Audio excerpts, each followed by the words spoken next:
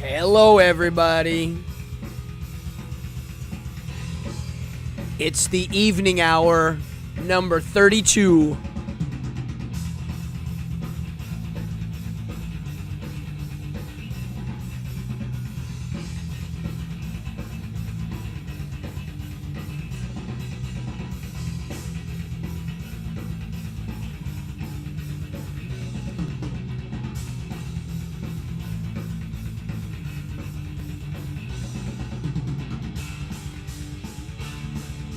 What's up?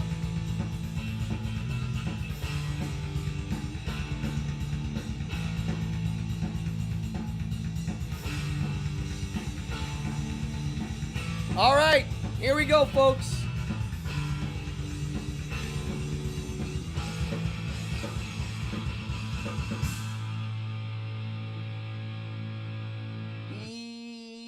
Yay, where's my record player?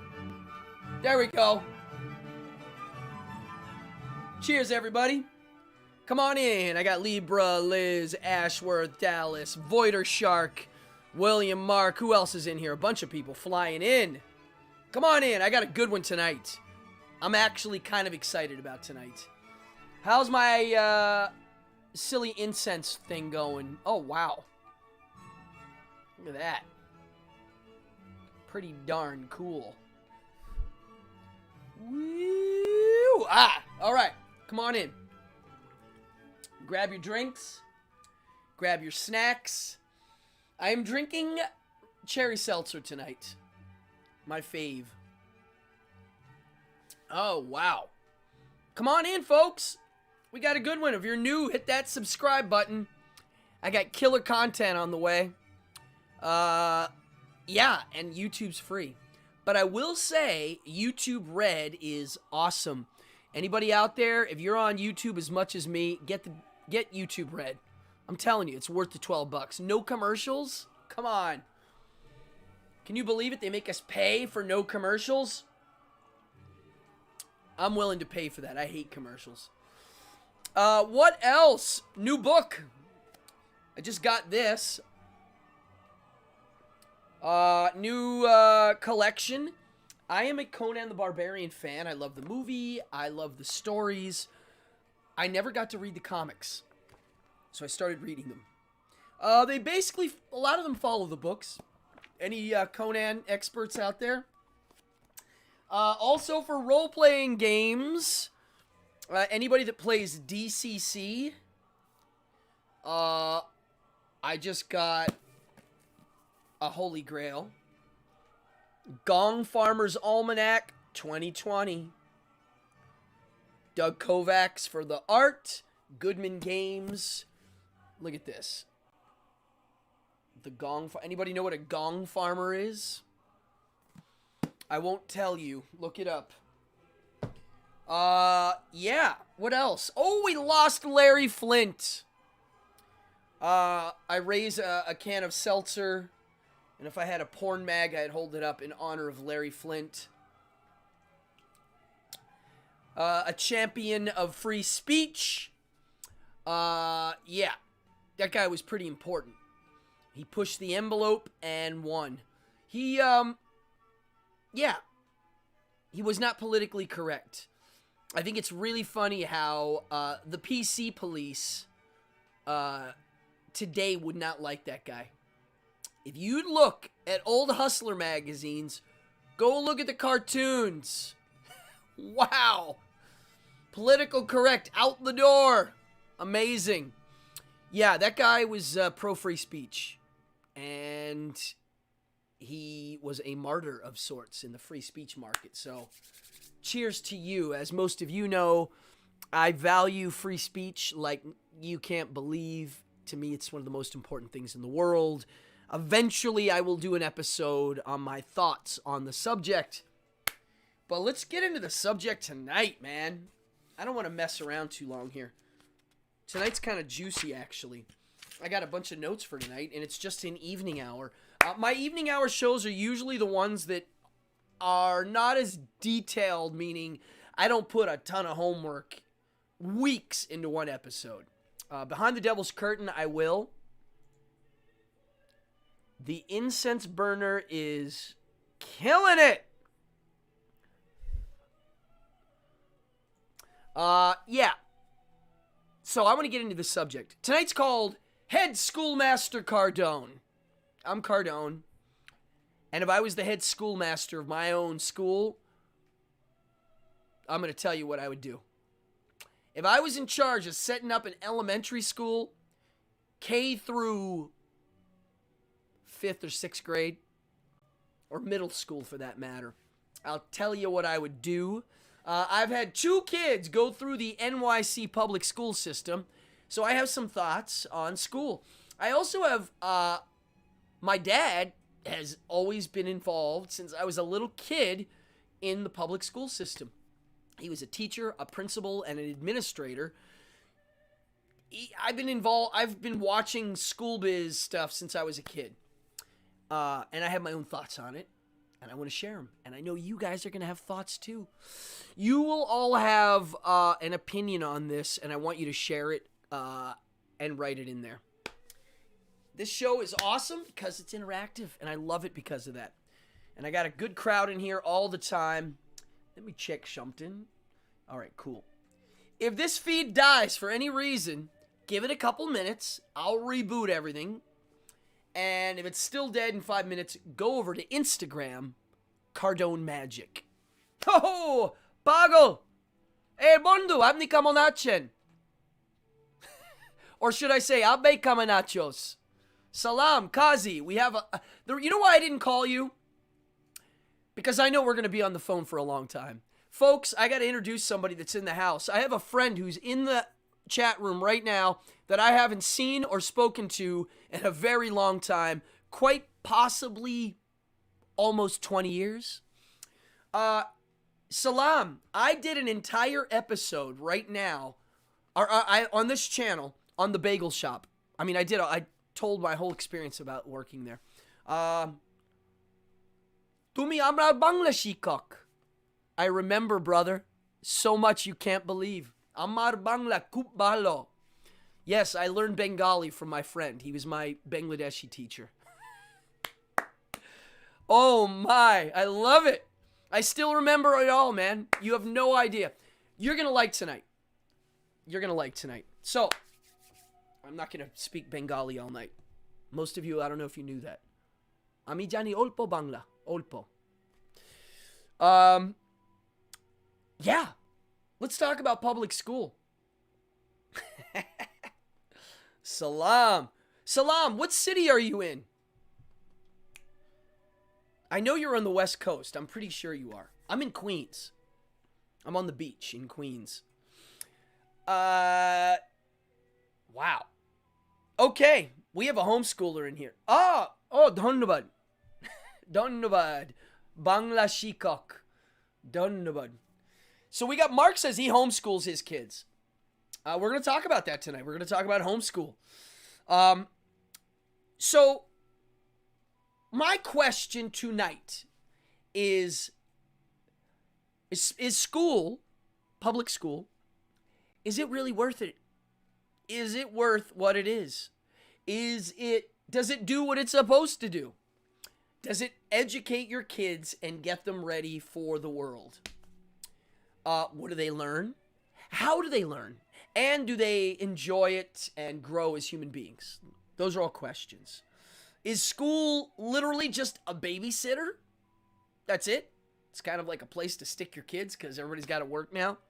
Is it simply a place to get your kids ready to be working in a factory? Is school getting you ready for the hardships that actually show up in life? Those are all my questions. So my answer to most of those is it's not what it's supposed to be anymore. It's failed. It doesn't teach the important things. And most importantly, the real hard life lessons, it doesn't go near. I guess the parents and religion is supposed to teach those things these days. Now, here's what I have to say. I think modern school is designed to get kids to follow the rules in a certain manner. And I don't know if that's good or bad. It is what it is. The whole concept of sitting at a desk and focusing and listening to a person dictating, I don't know if that system works. So my kids went through the school, and I constantly was butting heads with lots of details of what was going on and how they were taught. But as you know, I talk a lot. So if you're my kid, I'm going to be teaching you the whole time anyways of what I want. I did not raise my kids under any religion at all. I raised them to be atheists or just observant, and they can make their own mind up. And as for morals, yeah, Amanda says some schools are better than others. Clearly, there are good teachers and good schools. I'm not going to say that. But I'm saying as a whole. Let's just say, let's take a public school teacher. Yeah, of course, they have some junk they got to put out there and teach. But if the teacher's good, they can educate all sorts of stuff through whatever means. Like, for instance, I'm a magic teacher, and I teach magic class to adults and kids, and in those classes, I teach ethics, my ethics. I teach psychology, ethics, math. It's all in there. So most teachers, it's just a job. I don't know if they really enjoy it anymore, or, you know, public, private. Yeah. All right. So here's what I would do. I don't want to get into too many. I mean, we only have like an hour. So I would do this. If I ran a school, the first thing that would happen is there would be no janitors, and the kids would be the janitors themselves. So the first period of the class, the kids would get there and just start cleaning. The lower grades would have simpler jobs, and they would get more complex as the kids got older, and they would have more responsibilities. I first witnessed this in Taiwan in 1993. I saw that the public school kids were the ones that cleaned the school. Think about what this teaches. I mean, that alone, I can't even begin to process how many things they would learn from that system. They would learn not to crap where they eat, okay? They would learn that if they litter, they got to pick it up the next day. They would also learn if they saw somebody else litter, hey, what are you doing? That's my gig tomorrow. I got to clean that up. What are you doing? Everybody would learn what it means to share a space and to take care of a space and to respect the space. Maybe some of it's in the morning and some of it's at the end of the day. It doesn't seem that complicated. That would be the first period. Clean the school. Do your chores. Get it ready. Get the school ready for you to learn. And anybody have thoughts on that? Why aren't kids taught how to mop? How to clean? How to do the dishes? Why aren't they taught that? They don't learn it at home anymore. Most of my friends that have kids don't teach their kids those things. So, I don't know. It just makes so much sense to me. It's a very practical, simple thing that not only teaches them a skill of cleaning, but how to do the whole thing. I mean, it's just, I don't know. It seems so easy. It seems like people would interpret that. Shallow-minded people would interpret it as, oh, you're not getting my kid to work as a slave. It's like, no, dummy, you're learning. I showed my kids how to do the dishes and mop and clean and sweep when they were pretty darn young. For two reasons. A, it's something everybody should learn. I don't care how rich, how poor, if you have maids or don't have maids. Everybody should learn how to clean up, okay? It's a very important lesson. And two, it help you're partaking in something. You're participating in a larger puzzle here. It's not just you and your little thing. It's we're all sharing a space. So clean. And I'll clean and you clean and we all do it. right? Doesn't that make sense? I have a learning disability in math. In high school, I had remedial math. I flunked out of almost every algebra class. I knew I wasn't going to go to school in a science field where I needed math. So my thoughts are, why not teach math from a practical point of view? And in kindergarten, start teaching kids about banking and credit and how stocks work and how loan sharks operate. Right there, started kindergarten. Folks, if your kids can watch TV in kindergarten and process what's going on, they can learn what a bank is. They can. You can teach your kids in kindergarten what a bank is and how it works. And you can do it in a fun way that shows them how to save money and they learn how to do math. Do you really think that if I was the president of the United States and I was like, yo, I'm going to start making sure all kids understand banking and stock markets from kindergarten, do you think the banks would be like, oh, I don't know if we want, I don't think we want them to know how bad these bank loans are, or how shifty the credit card business is, or even crazier, what a hedge fund is. Just thoughts. I don't know. Anybody have thoughts? It just seems like it's such an important thing about life that by not making it important in school, no one's going to care about it. They just don't care. It seems like something that's pretty important. So, another one would be the other thing I think people don't learn, and again, start early. Civics. How the government works. Start teaching in kindergarten how that process works. Have little votes. Make people participate. Okay, it says math teaches us problem-solving skills. Yes, Ash, that's the point of math. It's a puzzle. It's like, look, we're going to learn how to do these crazy puzzles, and we're going to be able to problem solve. My problem was it being abstract in just numbers and not applied. My brain wasn't firing. If you would have made it applied to something, I would have probably been very good at it. But the way it's taught, it's just this abstract thing. Yes, you're right. So Mark, Muggsy, right here. Mark is down under. I didn't realize you were down under, Mark. Cool. So he's got a point of view coming from very far away, and listen to what he says.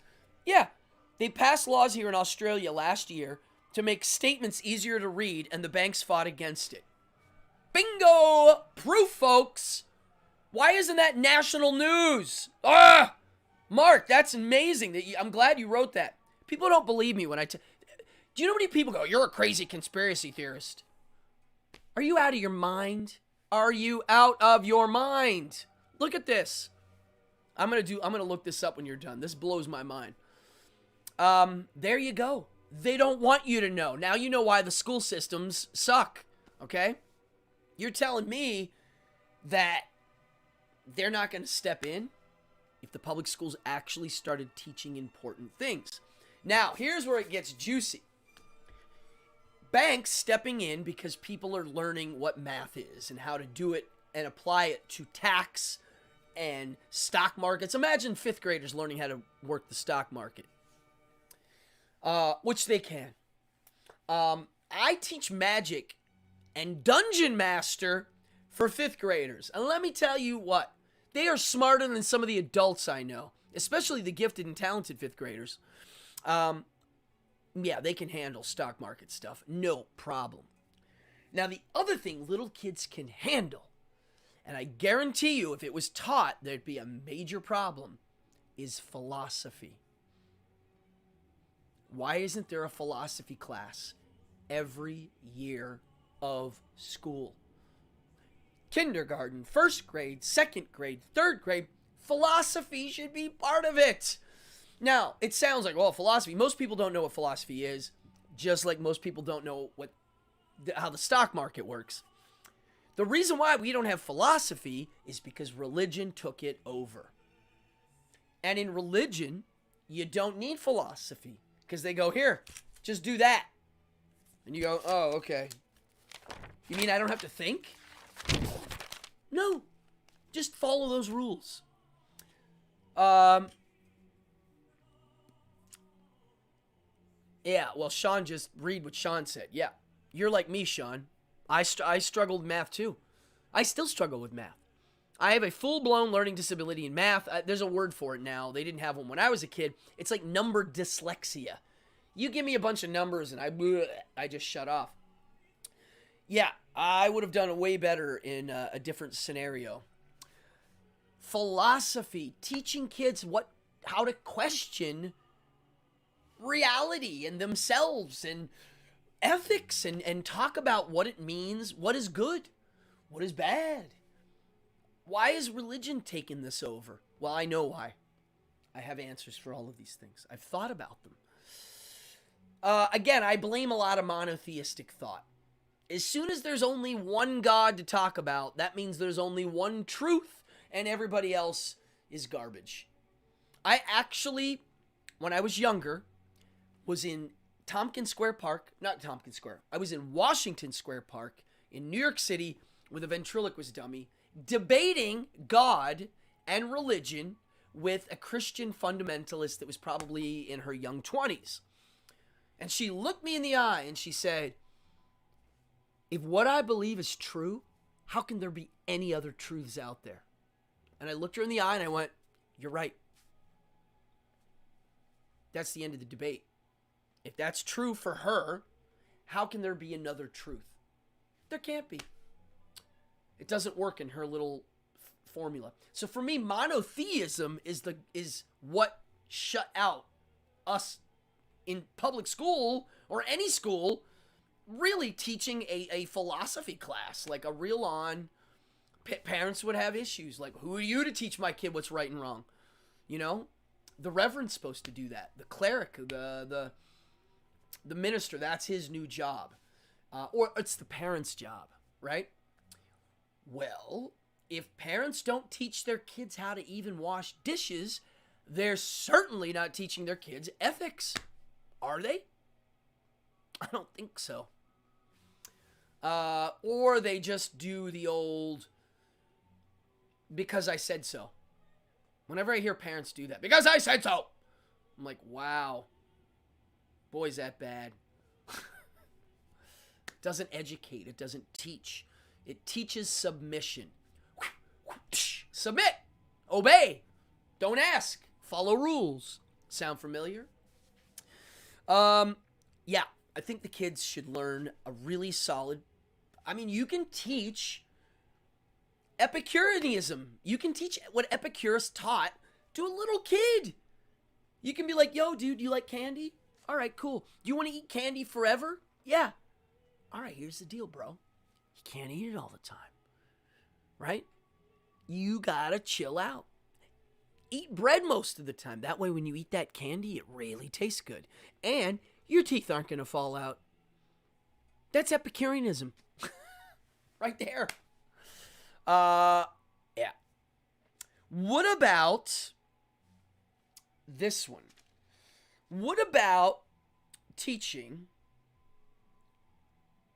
dyscalculia? Yes, I believe that's the new word for math dyslexia. I definitely have it. They gave me that test. If you have children that are disabled, maybe learning-wise, if you get them tested, it just makes it easier. You know what you're dealing with. Once they knew what they were dealing with me, and they saw that I like doing magic tricks, my parents were like, yeah, go do that. You're good at that. Here you go.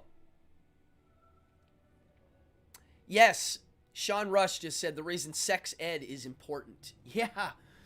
I mean, again, school's trying to replace the parent part, right? But then they're not allowed to teach the important stuff because the parents are supposed to. And the parents don't teach that either. So what the hell's going on here? The parents aren't teaching it.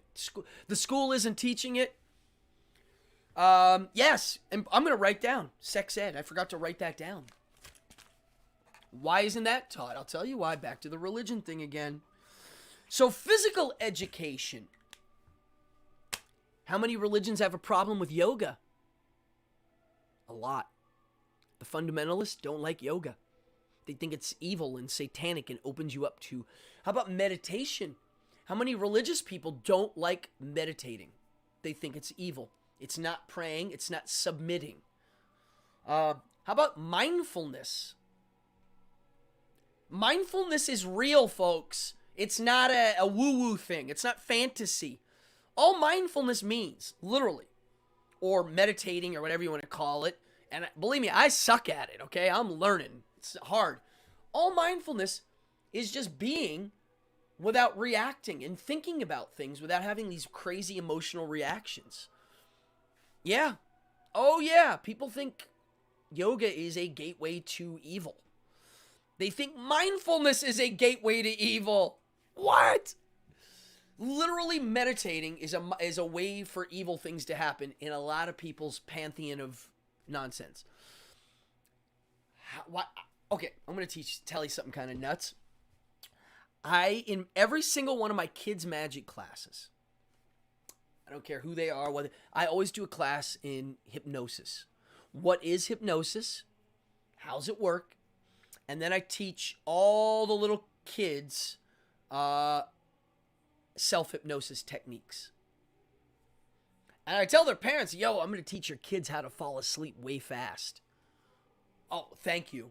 I don't tell them I'm going to do hypnosis. I mean, people think it's weird, but I'm like, no, it's all it is. It's a way of breathing and relaxing and putting yourself in a trance so you can fall asleep. Now, my camera's weird tonight. Let me tilt it down a bit. It's driving me nuts. Much better. You have to understand, I've done a lot of these shows now, so something's a little crooked or off, I'm like, ugh. Yoga, meditation. How about just physical fitness, man? Why is it... Dude, we had the worst gym classes. My daughter's in middle school, and she does gym online. And I don't see them exercising. What about... oh, Amanda brought something up. I'll go to that. What about just having a really good everyday physical fitness? Like, the kids clean the school, then they go work out. They do a killer workout. All the kids. They do sit-ups and push-ups and jumping jacks. They jog, they run, right? Non-sport related. Just exercise, physical fitness, folks. And then they go to school. So maybe they don't even start until they get there at 8. Maybe at 11 they start. They do an hour of cleaning, an hour of workout. 10, 11 o'clock they start the day. Amanda says putting every disability under the same umbrella is a little dangerous. Many are just differently... I see. Yeah, well, I mean, some of the disabilities are different. Like my math one was very... it's very specific to numbers, which is bad because if you suck at math, how are you going to take the SATs? That's half the score. I got into a really snobby school without those SATs, so you don't have to always take it. So, anywho, what about this? What about, hold on here. Yeah, they could have gardening. They could have that as a science class. Cooking, gardening. They should learn how to cook, garden. They should learn all the practical stuff. And if you're like, well, they learn it at home, it's like, well, then they learn more at school. They take it to a new level. Now, I was sitting around really fantasizing about what I would do, literally, if someone's like, yo, I'm going to give you a school to run. One of the things I would do is, in the school year, I would do it so that... Oh, I'm going to have to flip the record here in a second. I would do it so that every year, kindergarten, first grade, second grade, third grade, fourth grade, all the elementaries. Well, there you go. Yeah, the child labor laws. Yeah, I know. That's the problem. We have too many stupid laws and too many stupid parents. that won't go along with it. That's why it doesn't exist, which is why, well, we'll get to that at the end. What if every year you had these 2-week special events? Starting in kindergarten, all the time, the whole school, every year, let's say in the fall, the first thing that happens, the first 2 weeks of school, CPR 101. Everybody learns it. Everybody. Kindergarten, first grade, second grade. And you do it every year, all the way to school, to high school. That means every single human being in America would know life-saving techniques. The simple ones. How to stop a cut, how to do the staying alive thing to keep somebody alive, how to give mouth-to-mouth if needed, all the little detailed ones that aren't even hard, but it would get people in the system of learning it and just, it would be second nature. If somebody passes out, everybody would be like, oh, I know what to do. I mean, it's so silly. Hold on, let me... Flipping the record, folks. Always clean your records when you flip them. Dust gets on them. Always clean your needle. I have a funky little needle cleaner that I like. And take care of your records. They'll last your whole life. Okay. So 2 weeks out of the year, all the kids learn CPR. Another 2 weeks out of the year, all the kids learn how to swim. One thing, swim. Go to swim school. 2 weeks. Not hard at all. Every year. Not once in your 12 years, which is what it was for us. Every year. I like this one here. Camp. 2 weeks. You go to camp. You basically learn how to build a fire, how to sharpen a knife, how to go fishing, how to plant things. Which plants in the woods are edible, which ones aren't. Simple things. Nothing hard. Now, they always go to camp now anyways. How many of you have kids that went to some sort of camp in school? My kids did. And what was funny is when they went to camp, they had already been camping. They had already been fishing. My son had already been hunting with me. So, camp was not camp. It was basically a dorm off in the suburbs with a couple trail walks. That's not camping. They did a fire. They didn't learn anything about building a fire. They had the camp counselors build it, and they did marshmallows. So they're going to camp to learn how to eat sugar. Why wouldn't the camp counselor be like, yo, I'm going to build a fire, but I'm going to explain it to you in detail, and I'm going to explain a little bit of the science of it. Why can't they teach that? Here we go. Voider Shark. Oh, Voider Shark's friend Kenny. Sociology, psychology courses. Mandatory. Yeah. Yeah. Yes. Yes. Kids can handle a lot, folks. Kids are way smarter than you people make them out to be. You can teach kids really crazy concepts. It's just people are lazy and don't want to do it. I agree.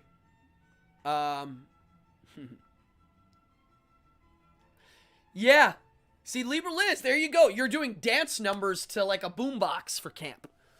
They don't camp. There's no camping. Boo. Lame. I taught my kids how to sharpen knives, and I let my kids carry knives at very young ages, okay? And I thought, you know what? I should let my kids learn some dangerous things. It's a one strike, you're out rule. If you're around guns and I see you messing around with a real gun, you're done. You're out. One strike, you're out. My kids never messed around with that stuff. And my house has a lot of dangerous things. No problems here, folks. It's all about teaching and making it not taboo, especially guns. I grew up with guns all over the house, and I knew they were dangerous. Even at a tiny age. My granddad, I remember at his desk, God, I just remember that desk had stuff everywhere. Fran, are you watching? Is my mama watching? Remember Pappy's desk? I remember in one corner he had a rifle, and on his desk, well, in the drawer, there was a revolver with a hair trigger. He was in his jacket. He was right there. You opened the door, it was right there. And he also had in this drawer, and I actually own this. It's a 25 caliber Colt. It's like this big. Yeah, pretty cool. Yeah. Correctamundo. It would have been helpful if we were kids and we learned a little bit about how we think. Why aren't little kids explained that when they get mad, that feeling of, they feel it. There's literally a drug running through their body. Why not explain it to them? Explain to them, gosh, you know why you're shaking right now? There's a chemical pumping. You're getting an adrenaline blast, right? What's the negative chemical when you're upset that you produce? I always forget. There's a chemical that's produced when you're upset. If you teach them what it is, it's actually part of the healing process to learn how to not do it. It's teaching kids how to not react, but to respond. That should be taught in kindergarten. Don't react. Respond. That's a concept anybody can learn. It's never taught. I'm guessing some teachers are good and would teach it. Another 2-week thing I thought, what if at the end of the year at school, the last 2 weeks is the little kids learn.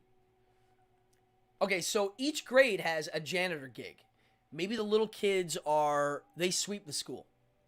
And the next grade mops the school. And the next grade moves the trash out. They're the ones that bring the trash out. Maybe the 4th and 5th graders are doing stuff outside of the school. They're shoveling the snow. They're cleaning the gut. Whatever there is to do outdoors of the building. And at the end of the year, yep, cortisone. Yeah, I think that's the one. At the end of the year, for 2 weeks, there's a transition. The grade above teaches the grade below how to do the next job. And there's a rite of passage. Yeah, I always thought that would be kind of cool. It makes them have practical knowledge. It makes them feel like they're part of a team. It turns their school into a little city. What if every single, and Voider Shark, we were brainstorming the other day about this. What if every school makes something and they're known for something? You're like, oh yeah, Washington Elementary School, that is the cake school. They make cakes. They have a bakery. That school has a bakery and they make cakes and they sell them. What about, what if there's a school that makes rocking chairs? Yeah, they're like the rocking chair school. The little kids learn how to sand. The older kids learn how to cut the wood and put it together. You know, what if each school had a theme and a mascot and they were like a little city that operated on their own? And they learned all of these things about our history and science through something practical. It just seems like that's what it used to be and that's what it's not. And that's why I think homeschooling might be where it's at these days. I'm going to be honest. I have a lot of very successful friends that never went to college. I also know lots of people who are pretty darn successful that didn't even get their GED, folks. Does the GED mean anything anymore? Does it? Do people actually ask to see that? If I go right now to McDonald's and try to get a job, are they going to ask for my GED? I'm being honest. I don't know. I haven't worked a real job in so long, it's maddening. So I don't know the protocol anymore. Salam, if you're still watching, my buddy, we worked at a really famous bagel shop. Famous. I mean, we used to win Best Bagel. We were the bagel shop that made bagels for the Pope when he showed up. Seriously. I made bagels for Guar.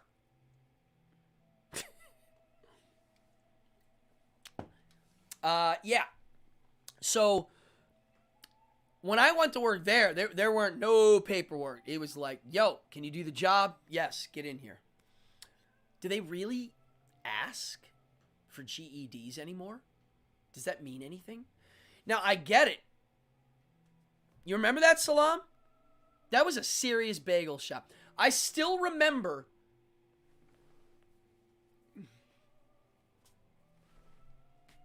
putting the boards, flipping the boards. I remember I did a whole episode on like getting burned. I remember the day you showed me, Salam, how to bake bagels. I remember you get burned. The boiling water burns you. You're grabbing the boards. I mean, that was a hard job. It was not an easy job. That's right, Dallas. My most influential college professor. I did a whole episode on her. Look it up. Victoria Santa Cruz. She didn't go to high school. I don't even know if she went to middle school. And my granddads did not graduate high school. Nope. My grandmothers, both of them graduated high school. Both of my grandmas did. Both of my granddads did not. They went right into work. I think my granddad, Fran, our granddad, Pappy Lardiri, he, I think 8th grade was as far as he got. I'm not sure how Pappy Cardone, how far he got. I'll find out. I'm going to ask my dad. But, yeah, I honestly think if I had more kids, I'd just homeschool them. I don't see the point. I watch my daughter do her online classes. Really? What is going on, man? They are not learning. It's not good. The teachers, to teach on Zoom, you got to be really good. Really good. You got to be able to grab them through a screen. Not easy, man. Not easy. Not easy. I do magic shows on Zoom. And I do these on Zoom or, via the internet. It's not easy. It's not easy. It's a lot of work communicating and having a technique that you can kind of grab attention and make them learn.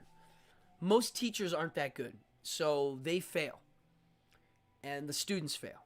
So I think the parents now have to step up. A lot of people don't like homeschool. When I was growing up, the only people that homeschooled were super duper religious people. Now, it's not true at all. I have worked in homeschool programs in New York City. Now, these were rich kid homeschools. These were, the parents paid money so that their kids could go do these like one-off classes throughout the day. And I was part of a circus program. So I taught magic. My other friends were teaching tumbling and clowning. And one of the complaints about homeschool is, oh, it's just not normal. They don't socialize. Well, they wouldn't socialize if you kept them literally locked up at home all day. But if you had other friends that homeschooled, you do it together in a group. Or you teach them one-on-one, and then you go out and you meet people. It's not that hard. And also, you can socialize on the weekends, and you can socialize out of school. Again, that's up to the parents.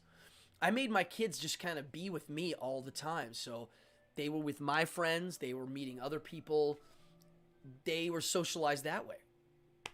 You know? I don't think... What do you think kids would lose from not going to a public school? Mark, you are in Australia. Would you say there are more bohemians, non-religious-y bohemians doing it? Yeah, I'm sure your kids are social. And now we can be social online, which is unfortunately the way it is. Yeah, I know a lot of bohemian types that are just like, don't need it. We'll do it ourselves. I mean, think about this. How much history do kids learn in school? And I mean real history. American history, World War II history, World War I, civil rights, ancient history. I just started watching a documentary on Neanderthals. I always wanted to know more about them, and it's kind of fascinating. The guy in the documentary was showing how Neanderthals figured out how to do that thing where you take a piece of like slate rock and you hold it and you like, first you look and see the natural angles of the rock, and then you chip it and you make spearheads and how sharp it is. And they figured it out, and because of their nose was bigger and they had broader chests and they were able to make tools, they were pretty successful in the colder climates. It's one of the things I was learning. It's like, okay, they did okay. I didn't get to what took them out. I think we kind of took them out. I think we did. I'm not sure yet. I think we're one of the things that said, hey, we don't like you. You don't look like us. You are inferior. And we took them out. They're not human. They're a little different. They're our cousins. And some humans have Neanderthal in them. I would love to know if I have it. Yeah, humans bred with Neanderthal. Wonder how a creationist likes to see that stat. Well, creationists think Neanderthals are humans. They put them in the same group. I'm pretty sure. Because they use that word kind. They're the same kind, which is not a real word in science. Kind is not a word in science. In creation science, it's a word, and if you ask to define it, you will not get a definition. But a creationist defines kind as dog, fox, coyote, wolf. They're kind. So human, Neanderthal, Hobbit people. Geography. Nobody knows geography. You give a kid a map and go, yo, where's Libya? They're not going to find it. Where's Egypt? Where is New Zealand? People don't know. I actually think you're right, Salam. When you understand what the world is and who's where and what's what, it starts to fall into place. You start to see patterns of how things work. Salam, you're from Bangladesh. How many people know where Bangladesh is? I will go. When's the next time you're going to get to go back, Salam? I actually don't want to go unless you're with me, Salam. I want to go to Calcutta and Bangladesh. Dhaka. Bad. I want to go. As soon as this flu crap is over, maybe we should plan a trip. It's my dream trip. I'm going to practice my Bengali. Wow. Okay, Amanda, do you know? Tell us. I mean, they can DNA test it. Is there any other way? Like looking at the length of your fingers or thumbs or something? I don't know. I would love to know. Yeah, you let me know, buddy. I'm dying to get over there. Wow. Oh my God. Can you imagine going to Bangladesh? Wow. Okay, I gotta go. Wow, what's this? Denisovian. What is that? Dallas is saying there's some other DNA we have. Well, what about the pygmies? They found a hobbit. They call them the hobbits. It's another humanoid that's really little. Denisovan. What's Denisovan DNA? Anybody know? I would love to know. I love this stuff, and I could chat about it all night. Now that you guys are throwing some ideas out. Geography, most people don't know. Most people don't know where most of the states are in the U.S., let alone other countries. Most people don't know who we fought in every major war. How many people don't know about the Tuskegee incident? That's the big one. That's a dirty stain on American history people don't even know about. So many things people don't know about because they're not taught in school. Or, like, trying to think of things we were taught in school that are completely just nonsense. Oh, languages! What a waste of time for me. I had Spanish and French in high school. I learned nothing.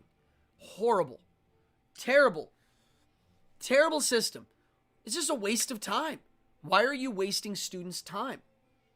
Why are you making them learn another language in that manner? Why not at least make it an immersive experience, or just don't bother? Okay?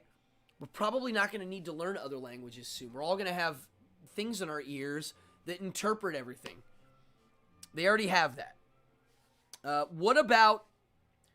oh, here's a big one. Okay. This is what I wanted to end on.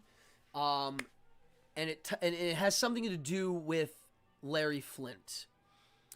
And it's teaching little kids what free speech is. It's teaching American kids what free speech is.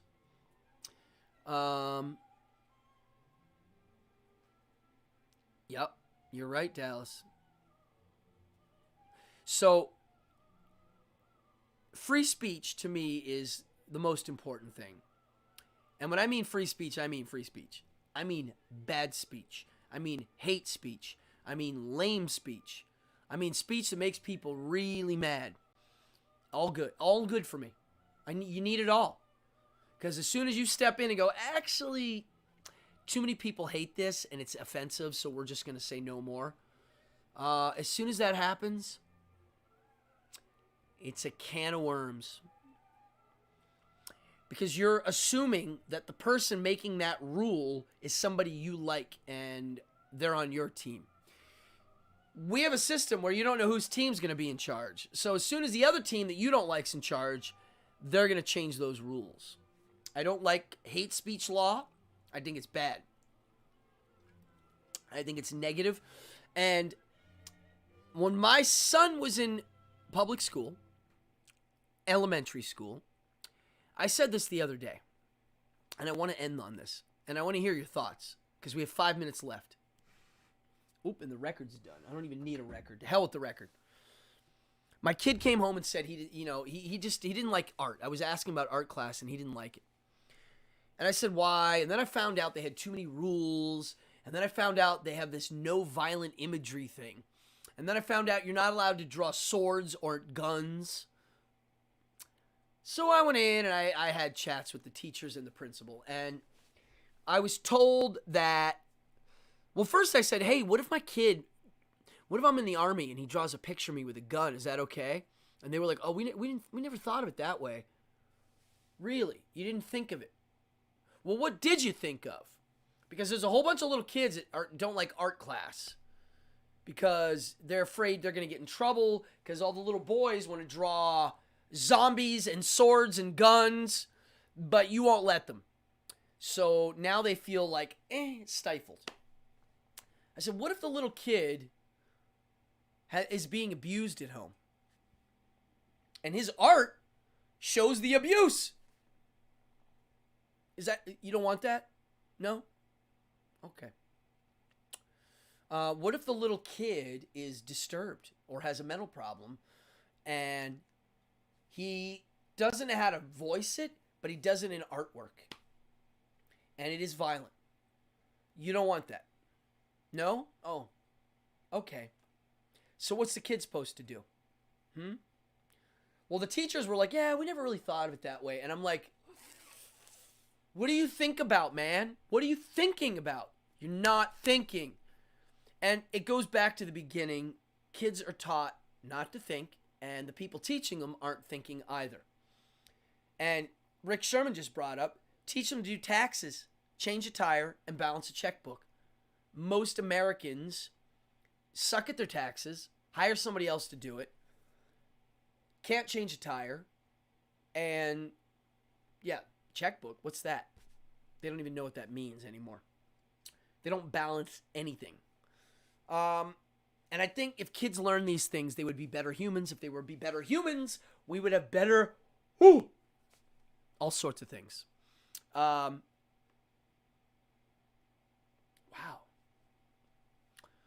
Mark just said, I remember putting my heart into an art project at school, and he got a really poor grade, and you realize school is BS. Yeah, art to me, anybody that hates art, there's a problem. The teacher sucks, the program sucks. Art is where you let it out. It's where you bang on a piano and make noise. It's where you scribble your hatred out. It's where you write a love poem. It's where you express your insides. And you put it out in a creative thing that you worked hard on. It sounds like almost a ritual. It's a form of magic. It's a ritual. And I think it's really important. And when you have rules and you're censoring it, and even the bad stuff, you've failed. And the system fails. And the child and the kid, when he grows up to be an adult, it's not good. You've now put these chips into place that are going to go against that person growing and learning and becoming better at being a human. And I think school needs to have that. It needs all of those buttons being pushed. And they're not pushing any of those buttons I mentioned tonight. It's very rare. My kids had at their school this like garden project. And I don't even think they did that right. It seemed like no one really cared. It seems like a lot of these things that they do that are like what I'm saying never end up being that way because they're too dangerous or there's too many like rules they got to follow, or there's too many hang-ups about the stuff, like yoga. You know, there's weird hang-ups about yoga. If you're in here for the first time, hit that subscribe button. Hit the notify. Hit the like. I'm trying to get to 1,000 subscribers. Check this out.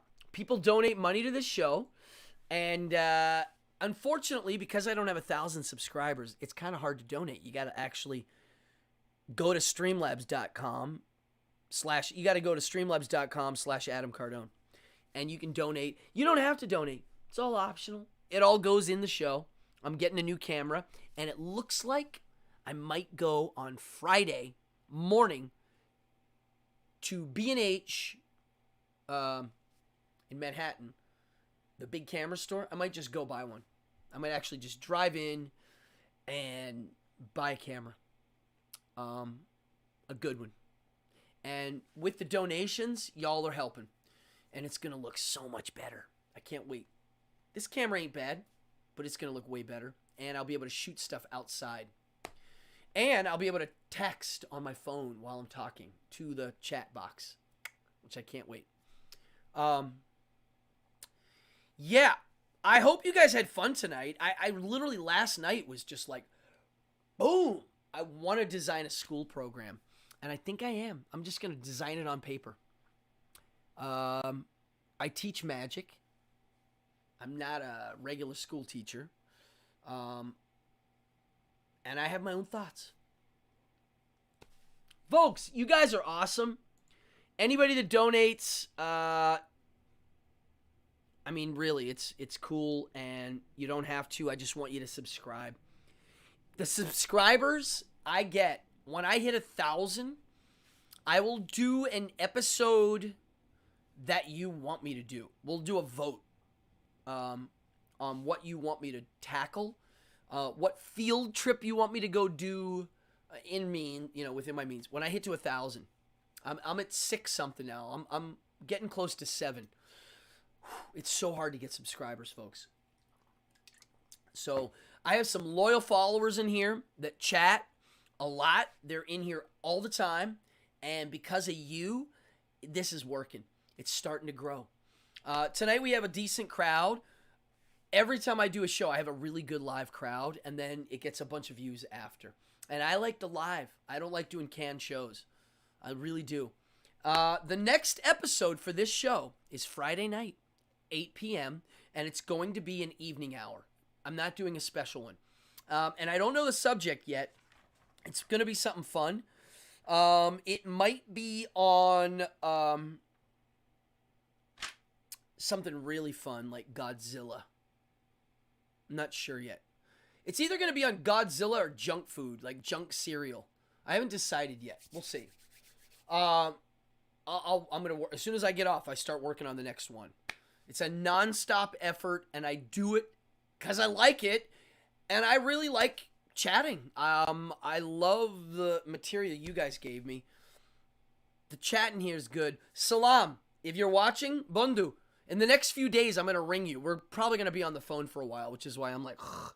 And I talk a lot online, so I'm like, I can't talk on the phone. But yeah, bro, we gotta catch up, man. It's been way too long. I've been looking. So for the folks watching, there's a guy in here named Salam Kazi. Apni kamal nachem Bondu. He's a good friend of mine that I met when I was 21 years old, and I lost touch because of life. And recently, his wife found me through my band page, Toilet Boys, on Facebook. And then she reached out, and I found Salam, and here we are.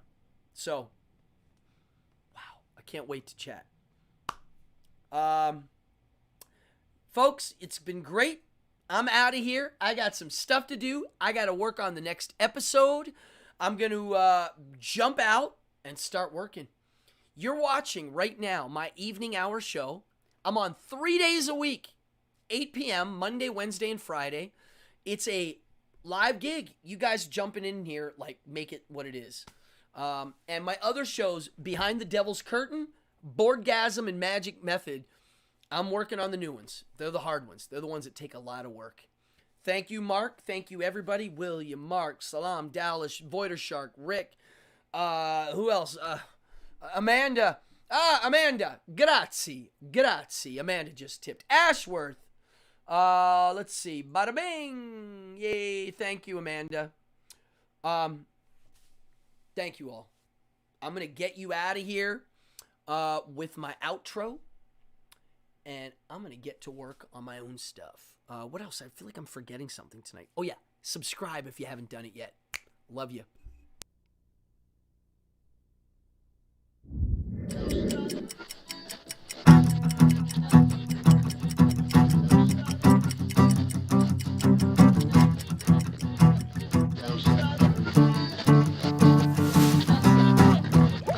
ধন্যবাদ কালকেই দেখা হবে